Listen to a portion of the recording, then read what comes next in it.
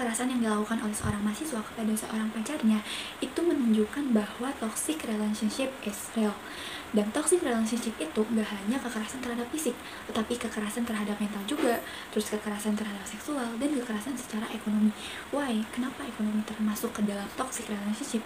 Karena seperti yang kita tahu, yang kita lihat gitu, banyak sekali tren TikTok yang menunjukkan bahwa ada seorang mantan gitu yang meminta untuk mengembalikan apa yang telah dia kasih kepada mantannya itu, sampai di list gitu, kayak bensin sekian, uang makan sekian. Nah, itu termasuk toxic relationship. Dan berdasarkan hasil survei dari Jakput itu menunjukkan bahwa sebanyak 64,3% masyarakat Indonesia itu pernah mengalami toxic relationship terhadap pasangan, dan sebanyak 44,3% masyarakat Indonesia itu pernah mengalami toxic relationship dalam pertemanan itu. Namun sayangnya kekerasan pada mental ini atau toxic relationship ini masih dianggap tabu oleh sebagian masyarakat, dan bahkan banyak yang menganggap bahwa kesehatan mental ini tidak sepenting dengan kesehatan fisik. Padahal kesehatan mental ini sangat penting gitu, karena itu bisa berdampak kepada kesehatan fisik. Jadi ketika seseorang stres, ketika seseorang galau, ketika seseorang mengalami masalah gitu, itu akan berdampak kepada kesehatan tubuh mereka, dan ini bisa mengakibatkan kematian gitu. Jadi kesehatan fisik dan kesehatan mental itu saling berhubungan, dan itu sangat penting. Dan gimana sih caranya gitu supaya kita bisa mewanti-wanti orang-orang yang red flags itu atau orang-orang yang toksik itu? Jadi ada beberapa indikator atau karakteristik supaya kita bisa mewanti-wantinya gitu. Yang pertama, orang yang red flags itu dia tuh biasanya sering berkata kasar. Jadi dilihat dulu, kalau misalnya pasangan atau teman kalian sering berkata kasar gitu, itu harus diwaspadai, karena bisa jadi itu bakal mengakibatin toxic relationship. Yang kedua, apakah dia itu sering membentak kamu? Kalau dia sering membentak kamu, memaki-maki kamu gitu, itu hati-hati, itu bisa jadi toxic relationship juga gitu. Yang ketiga, apakah dia bisa mengelola emosinya dengan baik, ataukah regulasi emosi dia masih buruk gitu. Itu bisa dilihat dari dia tersebut gitu. Dan kemudian yang keempat, apakah dia itu cenderung untuk merusak barang-barang yang ada di sekitarnya. Misalnya dia melempar barang, ataukah dia memecahkan kaca dan lain sebagainya gitu. Itu patut diwaspadai ya. Dan yang terakhir adalah apakah dia itu sulit untuk mentoleransi kesalahan. Apakah dia itu tipe orang yang sulit untuk memaafkan, apakah dia itu orangnya mudah memaafkan dan lain sebagainya gitu. Itu kalian bisa cek dulu gitu, kalian bisa wanti-wanti dulu gitu, apakah orang yang lagi deket sama kalian itu memiliki indikator-indikator seperti yang aku sebutkan tadi gitu.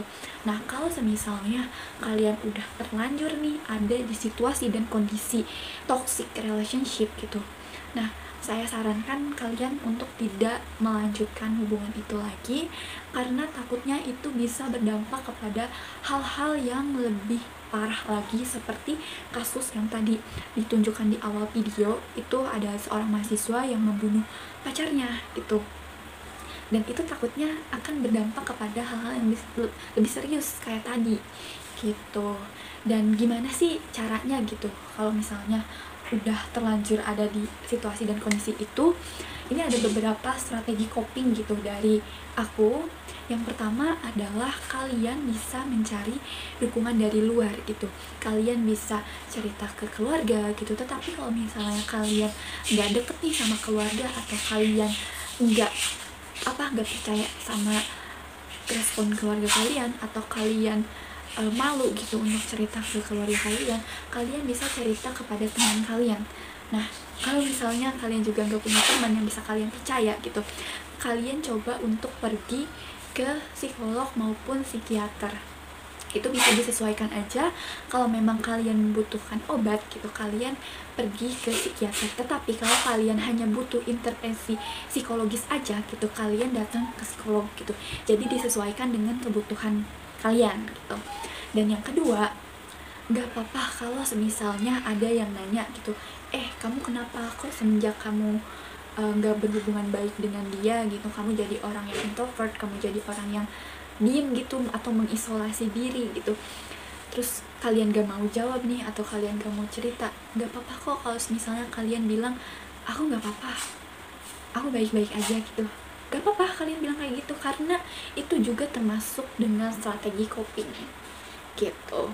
Dan yang ketiga itu kalian lupain hal-hal yang bikin kalian sakit hati, lupakan hal-hal yang bikin kalian ingat dengan kejadian yang menyakitkan itu, dan kalian ingatlah hal-hal yang membuat kalian bahagia gitu ya, meskipun akan sulit gitu, rasanya sulit untuk melupakan, sulit untuk mengikhlaskan, gak apa-apa gitu, pelan-pelan aja, itu juga semuanya butuh proses gitu.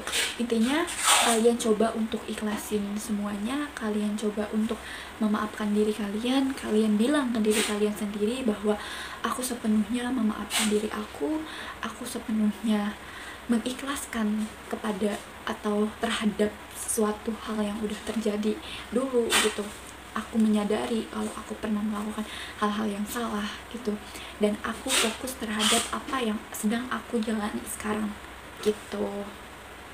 Dan itu tadi yang bisa kalian coba gitu strategi copingnya, tetapi perlu diingat gitu bahwa setiap orang itu punya strategi coping yang berbeda ya.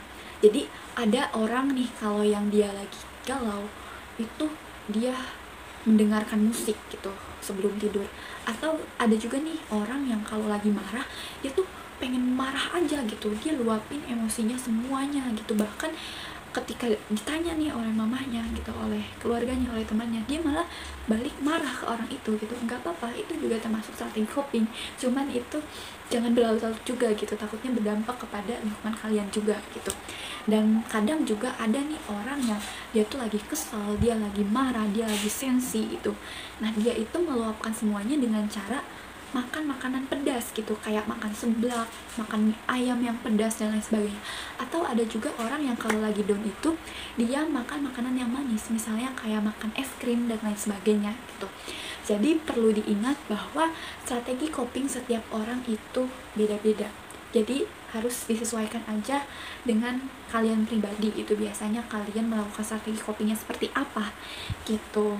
Dan teruntuk kalian yang lagi nonton video ini, bahkan nonton videonya sampai selesai, aku mau ngucapin terima kasih, semoga yang aku sampaikan ini bermanfaat, dan aku mau ngucapin ke kalian terima kasih ya, kalian udah bertahan sejauh ini, terima kasih kalian udah berjalan menjalani hidup dengan sesungguhnya gitu, dengan semaksimal yang kalian bisa.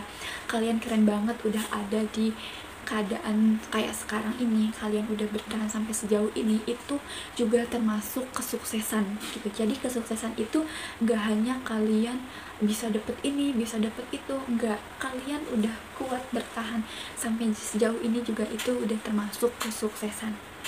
Dan aku mau ngucapin ke kalian tetap semangat untuk menjalani hidup, tetap semangat untuk mewujudkan apa yang kalian inginkan. Kalau misalnya lagi down, itu nggak apa-apa untuk kalian kesel dulu, nggak apa-apa, tapi jangan terlalu berlarut-larut. Kalian harus menuju ke jalan utama lagi, dan tetap semangat, dan sampai jumpa. Good luck guys.